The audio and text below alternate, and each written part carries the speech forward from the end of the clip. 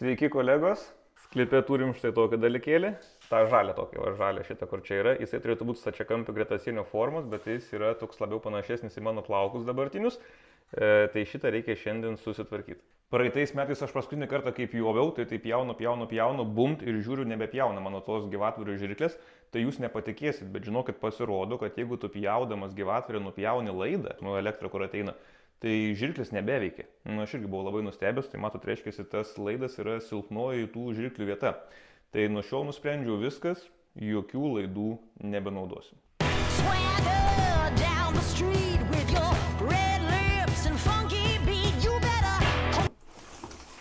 Dabar kyla vėl klausimas eilinis.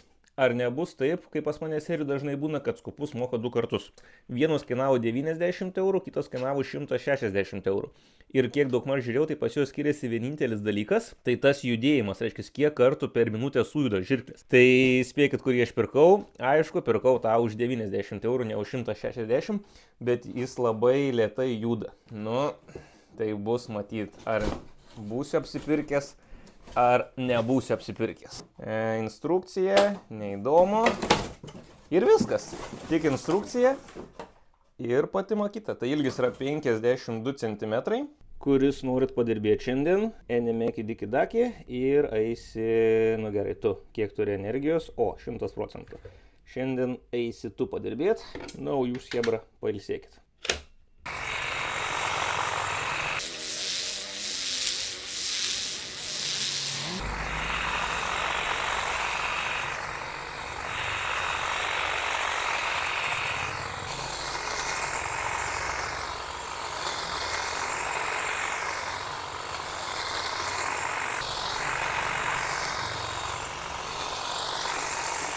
Veikia tikrai daug geriau negu tikėjausi, nes kainuoja tik 90 eurų, tai tiesiog kaip 90 eurų, tai belen kaip gerai pjauna. 1,5–2 valandas kažkur taip joviau ir įsidėjau bateriją 5 Ah ir va galim pažiūrėti, kiek liko, vis dar liko 100%. Tai 2 valandos pjuvimo ir visiškai nesikrovė, pjauna netgi storesnės šakas negu ten parašyta. Irgi kas yra labai džiugu. Greičių užtenka, kad bijau, kad neužteks, nes vis tiek čia tokia pigi buvo 90 eurų, tas greitis buvo mažesnis, galvoju, sakau, gal neužteks. Bet man tikrai sočiai užtenka. Vienintelis minusas, bet čia ne minusas, čia taip turi būti, čia yra apsauga, suprantam, kad saugumas yra svarbiausia, visgi, tai Europai norint išleisti produktą turi atitikti tam tikri reikalavimai. Tai kad vienu metu reikia laikyti va tą rankeną paspaudus šitą, tada reikia va šitą mygtuką laikyti dar į minus į vidų ir tuomet dar va čia pačioje mygtuką reikia paspausti. Tai yra 3 taškai, kuriuos turi laikyti paspaudęs. Ir tuomet su viena ranka negali pjauti, kadangi gyvatorių plati, aš su 2 rankom nepasiekiu nupjauti iki vidurio gyvatorius. Iš vienos pusės gyvatorius ir iš kitos iki vidurio nenupjauti, man reikia su viena ranka pjauti. Tai aišku, nėra nieko tokio, ko neišspręstų lipni juosta. Tai va čia tiesiog šitą apsukau su lipne juosta ir man dabar už jo laikyti nereikia paspaudus. Tai man užtenka tik tais dabar šitą mygtuką įspausti ir tą mygtuką paspausti ir galiu su viena ranka pjauti.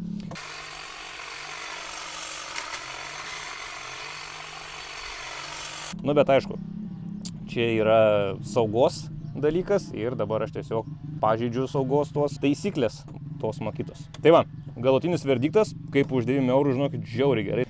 Kas čia? Erkė? Ai ne, kažkoks straubliukas.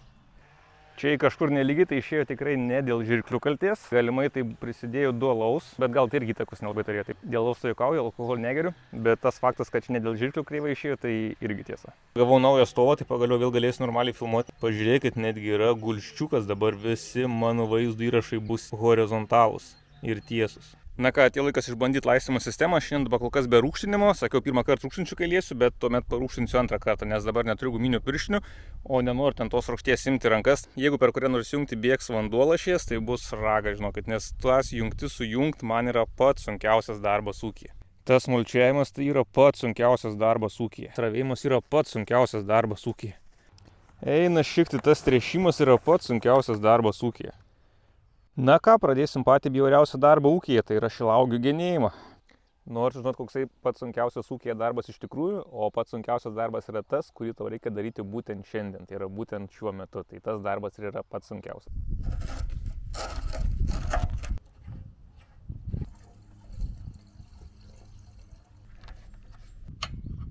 Siurblys prastovėjo visą žiemą, visiškai nieko su jo nedaryta. Pažiūrim, kaip čia bus po žiemos stovėjimo. Nu ką, spėjai, kad užsikurs iš pirmo karto ar ne?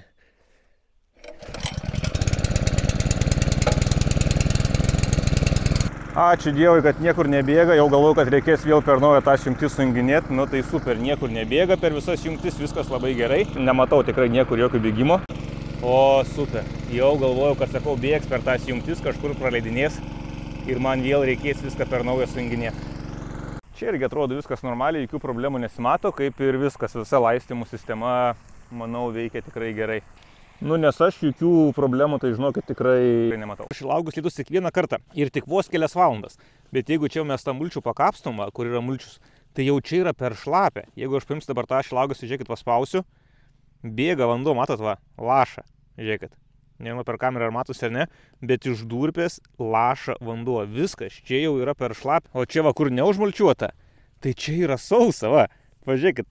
Ir nes man užteko mulčiaus lygiai pusę šilauogių užmulčiuoti ir po to aš taip pagalvojau, sakau, tai gerai, pusę užsimulčiauti, bet pusę paliksiu taip, pusę taip ir po to palyginsiu, pažiūrėsiu, ar čia skirsis augimas ar nesiskirs, bet aš dabar nebegaliu normaliai liet, nes ten, kur neužmulčiuota, reikia liet, kaip ir visą laiką esu įpratęs į savaitę ten kokius 3 kartus, o ten nereikia liet. Blin, dabar kaip negerai išeina, nu. Tai reikia vėl tada, ką darysi, to mulčiaus užsakyti reikia vis tiek, tai viską užmulčiuoti tada reikia, nes tik man dabar liet tada tą šilauogės. Jeigu aš ten pradėsiu liet, jau bus per daug, o čia tai reikia, čia per mažai. Reikia dabar greito mulčiaus vėl susakyti ir pabaigti tą mulčiavimą, nu kitaip čia nebus, nes man tada intervalai liejimo bus visiškai kitokie. Atėjo laikas pasijungti siurblio ir namų šiloginę. Nu, žiūrim, kas čia bus.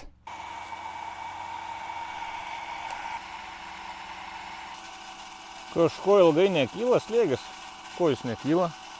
O gerai, kad ir namų šiloginė irgi nieks nebėga. Visa sistema sandari, nu super, bent tiek gerai. Jau galvojau, kad kažkas bus negerai. Visa laimė, kad dar vienas yra tas lygęs pats, paskutinis, reikia daugiau susakyti jų. Dailus pjūvis. Tai turbūt genėdamas vėl.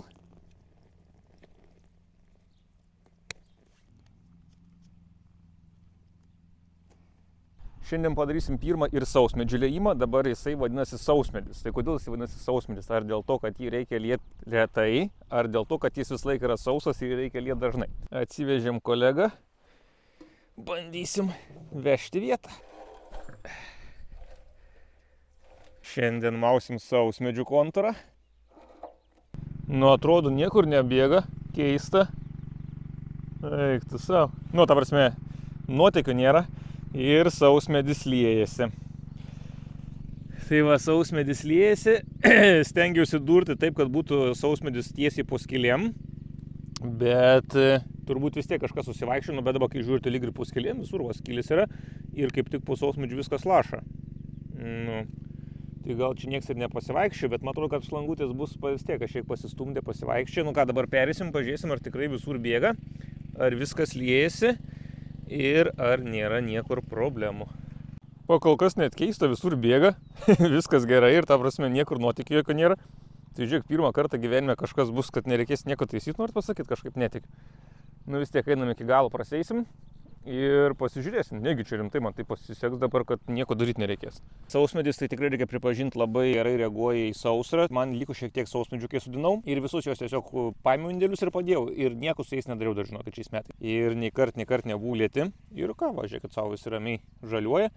O, ir uogų yra lygiai taip pat kaip ten, visko yra. Nu tai reikia dabar juos palietų, ką su jais daryti, nežinau, reikės ir kažkur tai kišti tiesiog į žemę. Pamiršta šios vis čia palietų. Man liko 1, 2, 3, 4, 14, 15 sausmedžių liko. Na, o daugiau šią savaitę, kolegos, vyko vien tik rutininis darbas, tai tas pats per tą patį tiesiog sukasi, tai ūkyje šilauogių visi tie darbai tokie patys, tai tiesiog ką mes vėl darėm, tai toliau skinam žiedus, ravėm, pjaunu žolę, nu tai liejimas irgi toksai rutininis darbas, bet kadangi čia buvo pirmas šio sezono liejimas, tai jums dar parodžiau, taip tą laistymo sistemą pirmą kartą pajungiam, buvo šiek tiek problemų kažkokių, na, daugiau tas liejimo darbas bus toksai rutininis suksis, daugiau net nerodysiu, tai tiesiog padariau tokį trumpą montažą, pasižiūrėkit, kaip sekėsi rutininiai darbai, varom ir pasižiūrim.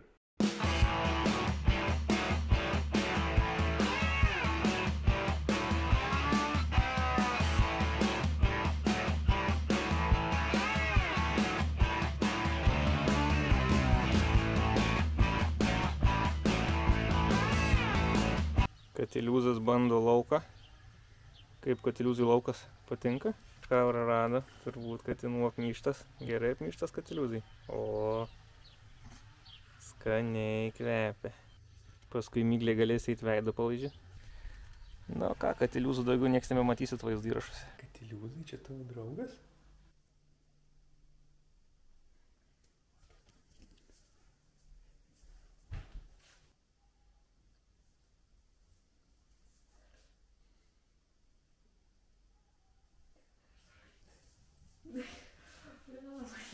Блин,